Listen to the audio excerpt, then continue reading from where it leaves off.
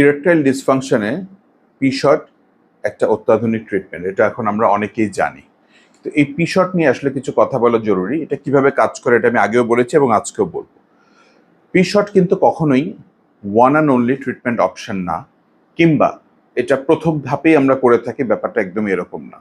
আমরা প্রথমে মেডিকেশন বা ওষুধ, এরপর আবার ওষুধ চেঞ্জ করে, কিংবা তার যদি কোনো লাইফস্টাইল রিলেটেড প্রবলেম থাকে, কিংবা তার যদি এইচএসডিডি বা hypo active sexual desire disorder থাকে, এগুলোকে কারেকশন করার পরেও যখন কাজ করে না, তখন আমরা পি-শট দিয়ে থাকি। আবার কিছু কিছু ক্ষেত্রে কিন্তু পি-শট কাজ ভালো করে, আবার কিছু কিছু ক্ষেত্রে অত ভালো করে না। তো কার কার ভালো করে, কার কার করে না, আমাদের আইডিয়াল ক্যান্ডিডেট সিলেকশন খুবই ইম্পর্টেন্ট। তা না হলে আপনি কিন্তু কাঙ্ক্ষিত রেজাল্ট পাবেন না। আবার এছাড়াও যে প্লেটলেট রিচ প্লাজমাটা দেয়া হচ্ছে, সেটা কতটুকু তার মধ্যে প্লেটলেট রিচ প্লাজমা রয়েছে, প্লেটলেট কনসেন্ট্রেশনটা কীরকম বা কোন ধরনের মেশিনে করা হচ্ছে, এগুলো কিন্তু অত্যন্ত গুরুত্বপূর্ণ। তো এই পি-শট কিভাবে কাজ করে এটা নিয়ে আগেও বলেছি, তারপরেও অনবরত আমার কাছে প্রশ্ন আসে। আজকে আমি আপনাদেরকে খুব সহজে এবং খুব সংক্ষেপে কিভাবে কাজ করে এটা বলে দিব।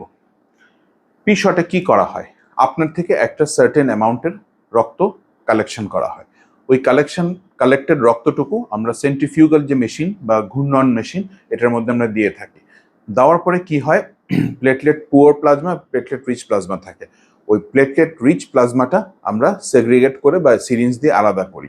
এই প্লেটলেট রিচ প্লাজমাটা আমরা কোথায় দিই, স্মুথ মাসেল অফ পেনিস বা ক্যাভার্নোসাল মাসেলগুলোতে দিয়ে থাকি। আমরা জানি যে পেনিস সাধারণত স্মুথ মাসেল দিয়ে গঠিত হয়ে থাকে।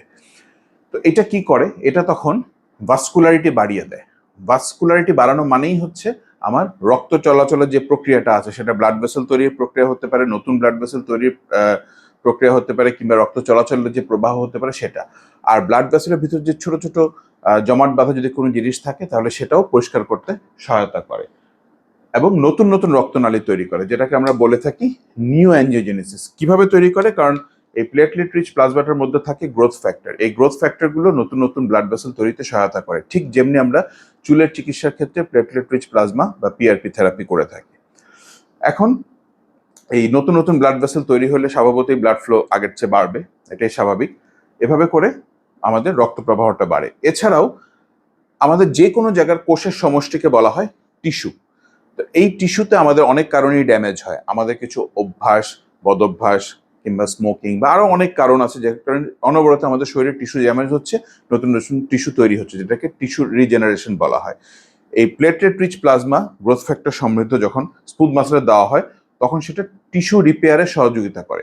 এই টিস্যু রিপেয়ার প্রসেসটা কিন্তু একটা ফিজিওলজিক্যাল প্রসেস, একটা স্বাভাবিক প্রক্রিয়া। কিন্তু যখন টিস্যু বেশি ড্যামেজ হয়, স্বভাবত আবার নতুন টিস্যু এটাকে রিপ্লেস করে। এই যে প্রসেসটা, এই প্রসেসটা এই গ্রোথ ফ্যাক্টর থাকার কারণে অনেকখানি ইমপ্রুভ করে পি-শটের পেশেন্টদের ক্ষেত্রে।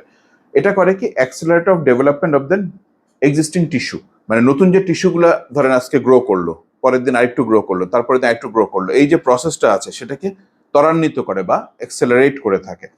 এভাবে আমাদের regeneration of the blood vessel হয়, যার পরে আমরা একটা কাঙ্ক্ষিত রেজাল্ট পাই কয়েকটা সেশনের পরে।